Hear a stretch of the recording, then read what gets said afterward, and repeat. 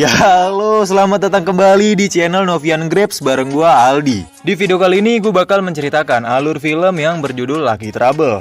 Film ini mengisahkan tentang seorang guru yang terpaksa menunda pernikahan karena ia tak sengaja ditunjuk sebagai pelatih tim sepak bola remaja di kotanya. Lantas bagaimanakah kelanjutan kisahnya? Tanpa berlama-lama mending langsung saja kita masuk ke filmnya.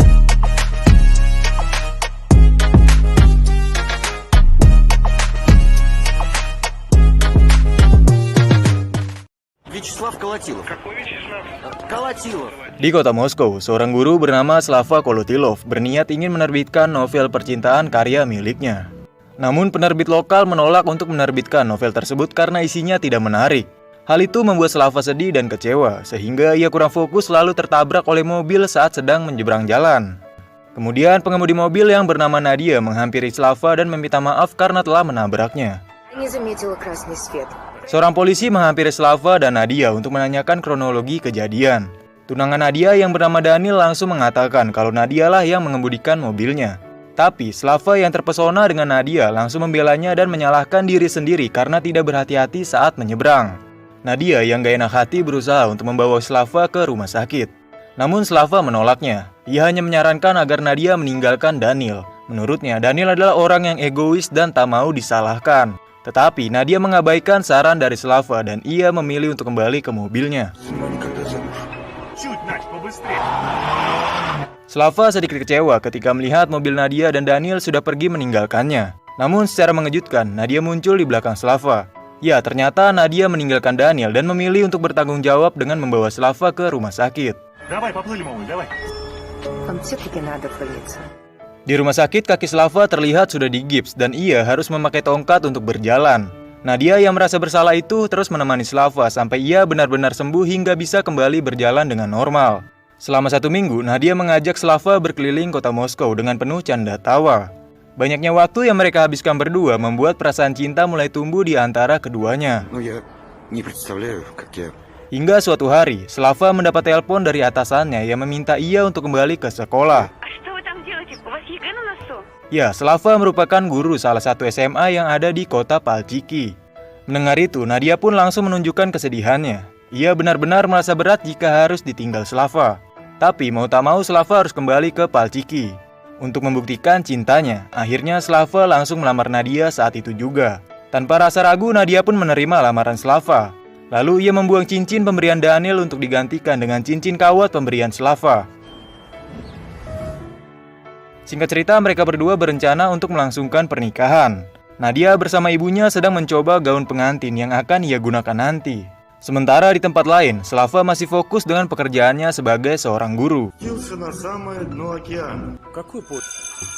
Ketika bel pulang berbunyi, Slava bergegas lari menuju ruang ketua yayasan sekolah untuk memberikan surat pengunduran diri. Namun sang ketua yayasan yang bernama Dalinska justru menolak surat dari Slava. Ia beralasan kalau jasa Slava masih sangat dibutuhkan oleh sekolah. Tapi Slava tak peduli, tekadnya sudah bulat untuk mengundurkan diri sebagai guru. Karena ia berencana akan tinggal di Moskow setelah menikah dengan Nadia. Slava pun segera pergi menuju stasiun diantar oleh temannya yang merupakan seorang polisi. Setibanya di stasiun, ia melihat ada kerumunan yang membuat akses jalan menuju kereta harus terhalang. Slava mencoba menerobos, namun ia dihadang penjaga stasiun. Penjaga itu mengatakan kalau sebentar lagi Bapak Wali Kota akan menyampaikan pidatonya. Ya, ternyata itu adalah acara pembukaan turnamen sepak bola remaja Rusia yang berlangsung di Palchiki. Kemudian Slava terkejut ketika melihat Dalinska masih mengejar dan memaksanya kembali ke sekolah. Akhirnya Slava menyelinap ke barisan para pemain bola yang sedang melakukan uji fisik oleh komite olahraga. Dari hasil uji fisik itu, salah satu tim terbukti melakukan kecurangan karena membawa pemain berusia 16 tahun untuk turnamen usia 12 tahun. Lalu penanggung jawab turnamen bernama Golovik menghampiri tim tersebut untuk bertanya siapa pelatihnya. Slava yang sedang menyelinap tiba-tiba dituduh sebagai pelatih tim tersebut. Slava yang tidak tahu apa-apa pun bingung, sebab dirinya sedang mencari gerbong kereta yang sesuai nomor tiketnya. Dan kebetulan gerbong yang ia cari berada tepat di barisan tim yang melakukan kecurangan. Golovik pun langsung memarahi Slava karena ia dianggap melakukan pencurian umur. Tapi Slava terus membela dan menegaskan bahwa ia bukanlah pelatih sepak bola. melainkan hanya penumpang kereta yang ingin menuju ke Moskow untuk melangsungkan pernikahan dengan sang kekasih. Это по какому праву? Молчать. Ну, я испугался. Untuk memvalidasi, Slava juga memanggil Dalinska yang merupakan ketua yayasan di sekolahnya. Tapi Dalinska malah berbohong dengan menyebut kalau Slava adalah pelatih yang hebat. Akhirnya Golovic merobek tiket kereta dan menahan KTP milik Slava. Setelah itu, ia minta Slava membentuk tim sepak bola usia 12 tahun untuk mewakili kota Palchiki. А, паспорт изымаю. Вы же тренер. Dalam kesedihan dan kebingungan, tiba-tiba Slava dihampiri oleh seorang pria bernama Kilbastin. Ia merupakan pelatih dari tim bola remaja Moskow yang juga ikut berkompetisi di turnamen nasional tersebut. Kilbastin menyarankan agar Slava mendiskualifikasi timnya sendiri dengan membentuk tim yang lemah. Jika timnya gugur, maka ia bisa mendapatkan kembali KTP-nya dan bisa pergi ke Moskow untuk menikahi Nadia. Saran dari Kilbastin tersebut lumayan masuk akal. Mau tak mau, Slava harus cepat mendapatkan KTP-nya sebagai syarat dokumen pernikahan. Здесь останется, если все в столицу. Проиграл. Найди до завтра в городе. Saat ingin menghubungi Nadia, Slava menyadari bahwa HP-nya telah dicuri. Lalu ia melihat gelagat aneh seorang anak bernama Kara yang berusaha melarikan diri. Akhirnya Slava menghampiri Kara dan ternyata ialah yang telah mencuri HP Slava. Ну-ка, телефон верни. Ну так бы сразу и сказали. Tak lama kemudian, security menghampiri Slava untuk menanyakan apakah ia melihat anak berusia 12 tahun yang dicurigai sebagai pencuri. Lalu, Slava berbohong dengan mengatakan kalau anak itu lari ke arah kamar mandi. По карманам лазь. Туда побежал. Setelah security pergi, Slava menghampiri anak yang dimaksud yang tak lain adalah si Kara. Di sini Slava memperkenalkan diri sebagai pelatih dan ia mengajak Kara untuk gabung ke tim bola Palchiki. Namun Kara ragu dengan penampilan Slava yang tak seperti seorang pelatih. Tapi akhirnya Kara bersedia jadi pemain pertama di Palchiki setelah Slava menjanjikan kalau fotonya akan muncul di koran. Этим еще. Чемпионат России, дорогой мой. Setelah itu Slava bertanya apakah Kara memiliki teman lain yang berusia 12 tahun atau tidak. Kemudian Kara menjawab bahwa ia memiliki banyak teman yang seumuran dan sama-sama hidup di jalanan. Kara pun mengajak Slava ke sebuah bangunan kosong untuk menemui temannya yang bernama Darik. Tapi saat tiba di lokasi, Slava terkejut karena si Darik ini sama sekali tak berani bertemu dengannya. Ya, Darik memang mengisolasi diri dari orang lain. Ia hanya keluar jika ada orang yang memberinya susu kaleng. Akhirnya Slava memutuskan kalau Darik tidak cocok gabung ke timnya. ДТП мучат. Ты про прессу не обманываешь? Selanjutnya, Kara memperkenalkan temannya yang biasa melakukan modus pura-pura ketabrak demi dapat uang bernama Cuma dan Cica. Чума? Чича. Berikutnya, ada teman Kara yang kembar bernama Maratik dan Renatik. Keduanya kerap mengambil barang milik orang lain dengan cara parkur. Mereka berdua juga bekerja sama dengan dua anak lain bernama Vala yang bertubuh jangkung dan Karoti yang bertubuh mungil. Setelah itu giliran Kopchik dan Zaitev. Kopchik sering mengancam pedagang demi bisa mendapatkan buah. Sementara Zaitev bertugas membawa buah yang didapat karena ia punya keseimbangan yang luar biasa. Не тогда беги. О, а это кто? Lalu tiga anak lainnya merupakan anak jalanan yang tak memiliki kemampuan spesial apapun bernama Kasoy, Siri, dan Panther. Спала. Ya, akhirnya Slava berhasil mengumpulkan 12 anak jalanan yang akan bermain di tim Palchiki. Kemudian Slava menelpon Nadia untuk memberitahu bahwa ia tidak bisa datang di hari pernikahan. Slava beralasan kalau ia sedang dikarantina karena tertular bakteri dari makanan ketika di kereta. Поменять местами дней, а гости? Akhirnya Nadia mengubah rundown acara menjadi resepsi terlebih dahulu, setelah itu lusanya baru melangsungkan akad nikah. Первый отметим, а на второй в ЗАГС. Keesokan harinya, tim Palchiki memainkan laga perdananya menghadapi Rostov. Pada babak pertama, Rostov sangat mendominasi, bahkan mereka berhasil mencetak 2 gol ke gawang Palchiki yang dijaga oleh Kopchik. Slava yang sama sekali tak berharap menang itu pun terlihat sangat bahagia ketika timnya kebobolan.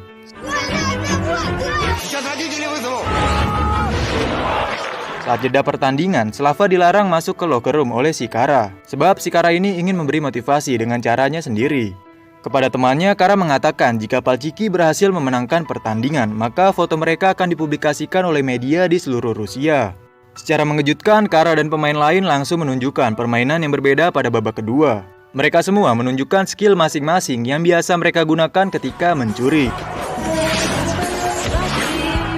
Kopchik yang merupakan jagoan itu memberi ancaman kepada pemain Rostov agar tidak mendekati gawangnya. Lalu Cuma dan Cica yang terbiasa modus pura-pura ketabrak pun menerapkan skillnya dengan cara diving demi mendapat tendangan bebas. Gol demi gol berhasil dicetak oleh tim Palchiki. Hingga akhirnya pertandingan itu dimenangkan oleh Palchiki dengan skor 3-2. Semua orang pun bersorak kegirangan dan kagum, namun tidak dengan Slava.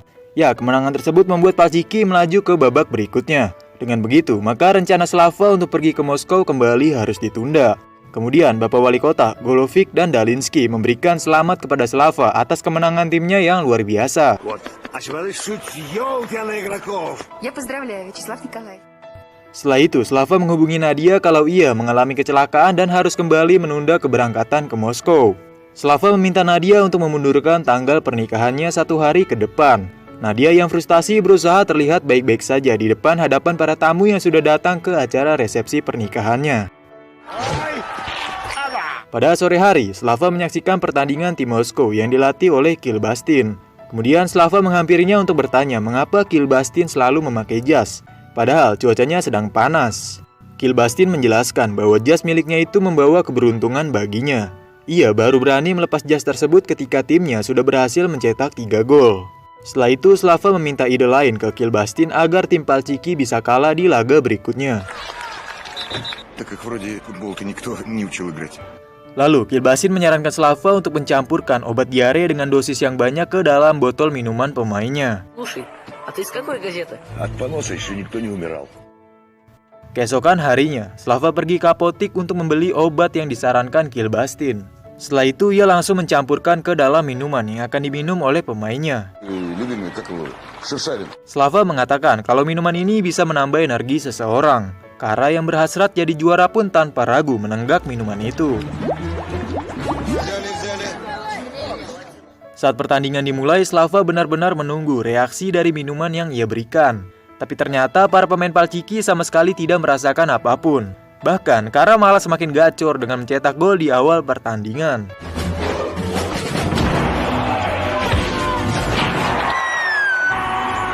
Merasa energinya bertambah, Kara justru meminta Slava untuk memberikannya 1 botol minuman lagi. Dan ternyata ia semakin menggila dengan melakukan gocekan ala si Madun Pondok Rajek. Kara mempertontonkan skillnya demi mendapat foto yang bagus dari seorang fotografer bernama Tasya.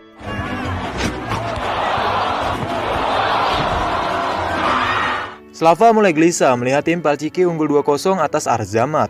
Lalu ia menambah dosis obatnya ke dalam botol minuman Kara. Barulah saat botol ketiga, Kara mulai mengalami masalah pada pencernaannya. Ia yang berada di depan gawang kosong tiba-tiba malah lari keluar lapangan menuju toilet. Karena ada yang aneh, para penonton mulai kebingungan, termasuk Golovic dan Wali Kota. Tapi Slava tak peduli, ia justru semakin senang melihat kondisi di lapangan setelah keluarnya Kara. Meski begitu, tim Palchiki tetap mampu mempertahankan 2 gol hingga babak pertama selesai berkat penampilan Kopchik yang membuat lawannya takut. Kilbastin menyarankan agar Slava mengganti Kopchik dengan pemain lain yang merupakan seorang penakut jika ia ingin timnya kalah. Secara mengejutkan, Golovic mendengar percakapan antara Slava dan Kilbastin. Lalu ia meminta Slava untuk tidak melakukan kecurangan, apalagi sampai terlibat pengaturan skor. Namun Slava mengabaikan omongan Golovic. Ia bergegas pergi untuk menjemput Darik. Ya, Slava ingin menjadikan Darik sebagai kiper timnya menggantikan Kopchik.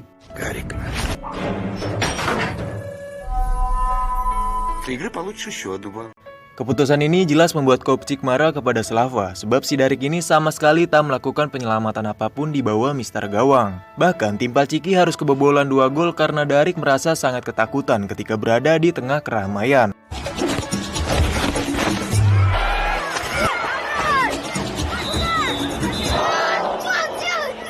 Tapi untungnya Karoti memberitahu Darik bahwa tugas kiper adalah menjaga gawang agar tak kebobolan. Setelah diberitahu, Darik langsung menunjukkan kemampuannya dengan menepis dan menangkap setiap bola yang datang ke arahnya.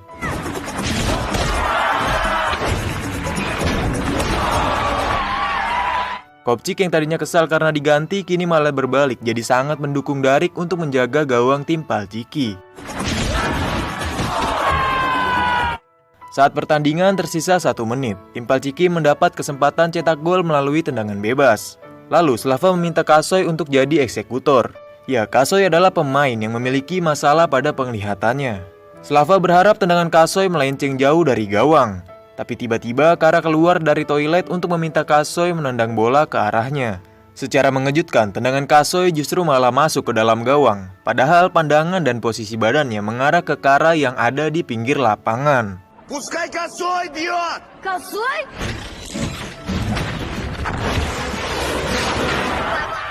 Tim Palchiki pun kembali meraih kemenangan di laga keduanya.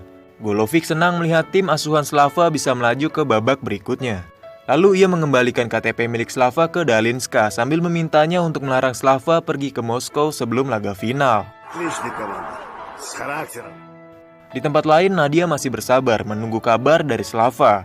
Tapi ia malah dikejutkan dengan kehadiran Daniil di pesta pernikahannya. Si Daniil ini berusaha mencuri kesempatan dengan berlagak sok pahlawan di tengah kekacauan pikiran Nadia. Надина бабушка Татьяна Ивановна. Я в аэропорте провожать приехал, на тебе такой. Beberapa saat kemudian, Slava menelpon Nadia dan memberitahu kalau dirinya belum bisa pergi ke Moskow. Di saat yang bersamaan, tiba-tiba Daniil mengajak Nadia untuk berdansa. Slava yang mendengar suara Daniil pun sedikit khawatir terjadi CLBK antara Nadia dan Daniil.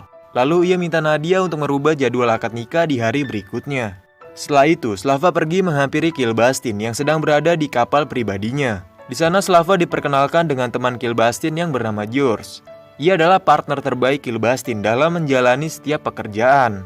Mereka berdua kemudian menyarankan Slava untuk menyuruh pemainnya memindahkan kotak barang di pelabuhan. Tujuannya adalah agar mereka semua mengalami kelelahan ketika pertandingan. Судогруз стоит, под разгрузку. Конек привезли. Утром ни рук, ни ног не чувствовали. Slava kemudian мengikuti saran yang diberikan oleh Kilbastin dan George. Seluruh pemainnya kini bergotong royong memindahkan kotak barang berisi botol minuman ke dalam kapal besar. Beberapa anak mulai merasa lelah, namun Slava mengatakan kalau latihan berat ini berguna untuk meningkatkan otot dan mental mereka. Perlahan, rasa lelah yang dirasakan mempengaruhi tingkat emosi mereka, hingga akhirnya terjadi keributan antara Kara dan Cica. Dalam situasi tegang, Darik yang memiliki rasa takut berlebih memilih untuk melarikan diri dari lokasi tersebut. Slava mendamaikan Kara dan Cica lalu meminta keduanya untuk melanjutkan latihan agar fisik mereka lebih kuat di pertandingan. Keesokan harinya, tim Palchiki melakoni laga semifinal menghadapi Tanbo. Slava dengan sengaja mengunci Darik agar ia tak datang ke lapangan. Singkat cerita, pertandingan pun dimulai. Rencana Slava berjalan dengan mulus. Semua pemain Palchiki benar-benar kelelahan sehingga membuat mereka tertinggal 3 gol di babak pertama.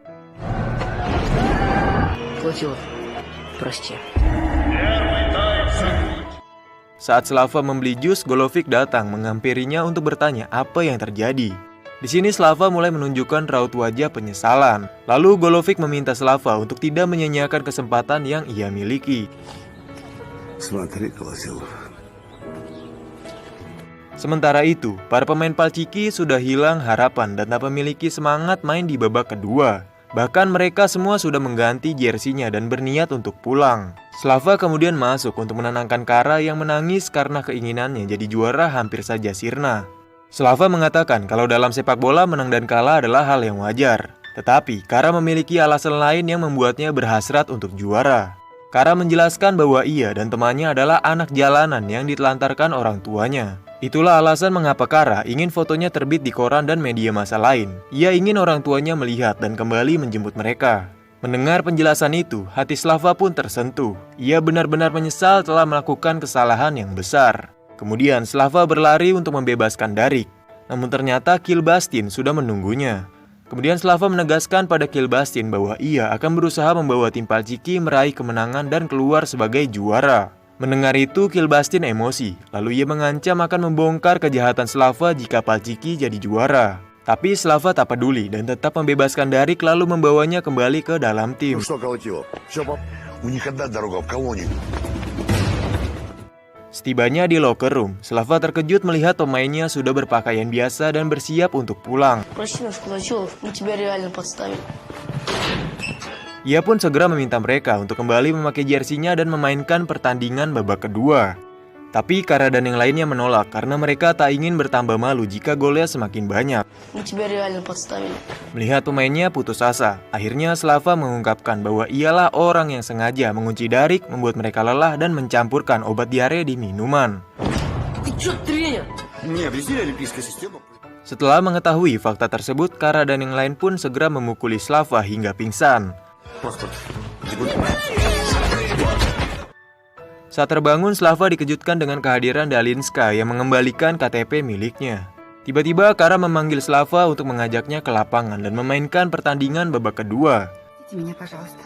Пошли, второй тайм. Пошли. Sementara itu, Daniel yang masih berharap kembali bersama Nadia berusaha untuk meluluhkan hatinya melalui puisi cinta. Setelah selesai membacakan puisi, ia diam-diam mengambil HP Nadia untuk menghubungi Slava. Begitu tersambung, ternyata yang mengangkat teleponnya adalah si Dalinska. Алло? Melihat ada kesempatan, Daniel dengan cepat langsung mematikan telepon dan kembali menghampiri Nadia. Lalu, Daniel meminta Nadia untuk menghubungi Slava dengan disambungkan ke speaker. Tujuannya adalah agar para tamu juga mendengar alasan dari Slava sehingga mereka tak penasaran. Tanpa rasa ragu, Nadia pun mengikuti saran dari Daniel. Простите, вы кто? Begitu telepon tersambung, ternyata yang mengangkat teleponnya adalah si Dalinska. Dan dia langsung mengatakan kalau Slava sedang melatih sepak bola di Palchiki. Это из-за меня он не может поехать на свадьбу. Mendengar itu, Nadia pun sangat syok sehingga ia langsung mematikan telepon dan membubarkan pesta pernikahannya. Kembali ke lapangan. Kini, Slava dan tim Palchiki sudah memiliki satu tujuan yang sama, yaitu meraih kemenangan. Di tengah guyuran hujan, Palchiki seakan mendapat angin segar kedua. Kara dan temannya benar-benar menggila dengan berhasil mengembalikan skor menjadi 4-3. Palchiki pun menang dramatis dan lolos ke babak final.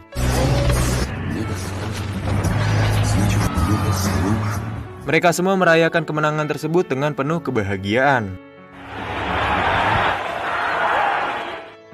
Slava kemudian menelpon Nadia dan kembali beralasan kalau ia harus menunda keberangkatan. Tetapi Nadia telah mengetahui semua kebohongan Slava dari Dalinska. Nadia pun mengatakan kalau pesta pernikahannya telah dihancurkan oleh dirinya sendiri. Perkataan Nadia membuat Slava patah hati, tapi ia mencoba legowo menerima semuanya.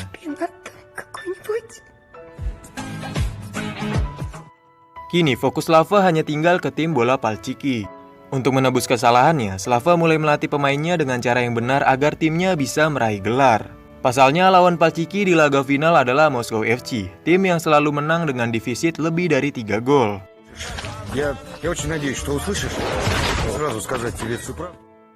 Di tempat lain, seorang polisi mendapat laporan bahwa beberapa kotak minuman milik pengusaha kafe telah dicuri dari perahu. Polisi kemudian memeriksa rekaman CCTV di lokasi kejadian, tapi sayangnya harddisk CCTV tersebut telah hilang. 200 УЕ бутылка. Slava kemudian dapat telepon dari polisi yang menanyakan perihal pencurian kotak minuman. Slava mengatakan kalau saat malam kejadian, ia dan anak asuhnya memang berada di TKP. Tapi tujuannya bukan untuk mencuri, melainkan untuk berlatih beban dengan memindahkan beberapa kotak minuman. Tanpa disadari, ternyata Slava telah dijebak oleh Kilbastin dan George. Mereka berdua memanfaatkan Slava dan timnya untuk memindahkan kotak curian ke kapal miliknya. Akhirnya, Slava mendatangi Kilbastin dan George di kapal pribadi mereka. Di sini, Kilbastin menunjukkan harddisk berisi rekaman CCTV yang sedang dicari oleh polisi. Kilbastin mengancam akan memberikan rekaman tersebut ke polisi jika Slava tak mau mengalah di laga final.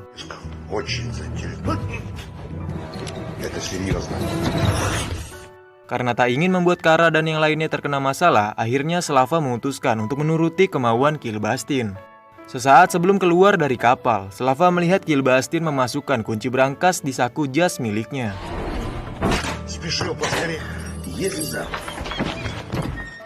Slava kemudian menceritakan semuanya ke tim Palchiki. Mereka semua berusaha cari jalan keluar agar bisa memenangkan turnamen tanpa harus masuk penjara. Kemudian Derek menyarankan untuk mencuri rekaman CCTV dari brankas Kilbastin. Namun Slava mengatakan mustahil, sebab kuncinya ada di jas yang selalu dipakai oleh Kilbastin. А я отца с матерью никогда не видел. Tiba-tiba Slava teringat kalau Kilbastin selalu melepas jasnya ketika timnya berhasil cetak 3 gol dalam sebuah pertandingan. Akhirnya Slava membuat strategi dan membiarkan tim Moskow mencetak 3 gol saat laga final. Ia juga minta para pemain pura-pura lemas agar Kilbastin ini percaya kalau Slava telah menuruti kemauannya. после третьего-то? Триколаж. Чтобы он ни о чем не догадался. Laga final pun tiba. Tim Palchiki dengan mudah kebobolan 3 gol dalam waktu yang sangat singkat. Tetapi Kilbastin sama sekali tak melepas jas miliknya. Slava yang bingung pun meminta bantuan pada Dalinska untuk menggoda Kilbastin dengan berpura-pura kedinginan. Kilbastin yang tergoda pun memberikan jas miliknya untuk menghangatkan badan Dalinska. Di saat itulah Dalinska langsung mengambil kunci brankas dan memberikannya kepada Slava.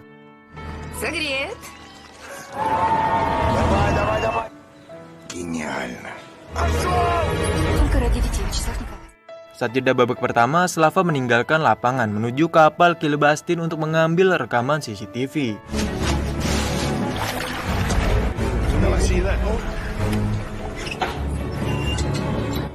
Setelah berhasil, Slava menelpon Dalinska untuk meminta anak-anak bermain dengan serius.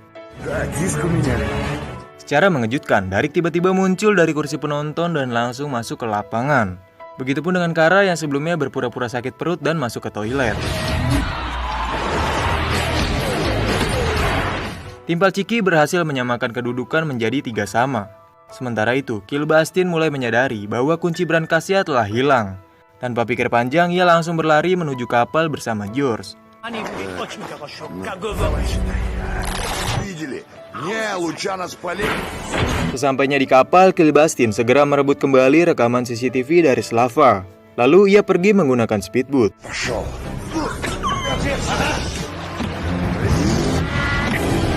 Sementara itu, Slava yang ditahan berhasil melawan dan melarikan diri. Ia kemudian menembakkan jangkar ke speedboat Kilbastin yang membuatnya ikut tertarik ke dalam air.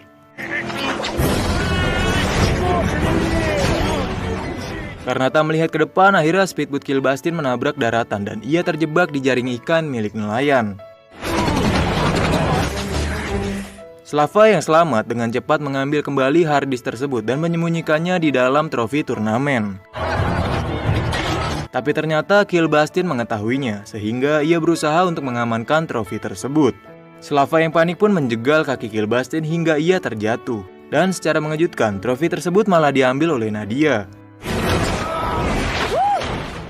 Ya, Nadia datang ke Palchiki untuk memastikan kebenaran informasi yang diberikan oleh Dalinska. Slava menjelaskan bahwa ia harus memenangkan pertandingan ini agar pemain Palchiki bisa kembali bertemu keluarga dan orang tuanya. Nadia pun akhirnya mengerti, dan ia mendukung Slava untuk memenangkan kejuaraan.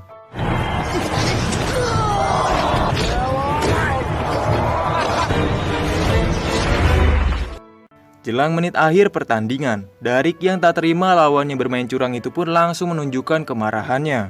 Ia menggiring bola dari gawang sendiri hingga ke gawang lawan. Lalu ia langsung mencetak gol kemenangan untuk Palchiki.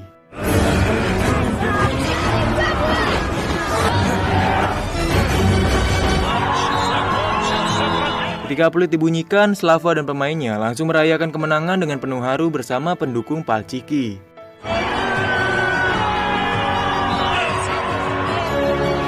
Tim yang dibentuk Slava secara tidak sengaja itu tanpa disangka justru berhasil menjuarai turnamen sepak bola remaja di Rusia. Di akhir film, Slava dan Nadia akhirnya menikah setelah sekian lama tertunda. Sementara itu, para pemain Palchiki dimasukkan ke sekolah sepak bola untuk persiapan turnamen berikutnya. Dan film pun tamat. Oke, jadi mungkin segitu saja alur cerita film Lucky Trouble yang bisa gue sajikan di video kali ini. Terima kasih banyak bagi yang sudah menonton. Semoga kalian semua selalu diberikan kesehatan, rezeki yang berlimpah, dan dipermudah dalam segala urusan. Mohon maaf apabila ada kesalahan. Akhir kata, gua Aldi pamit undur suara. Wassalamualaikum warahmatullahi wabarakatuh.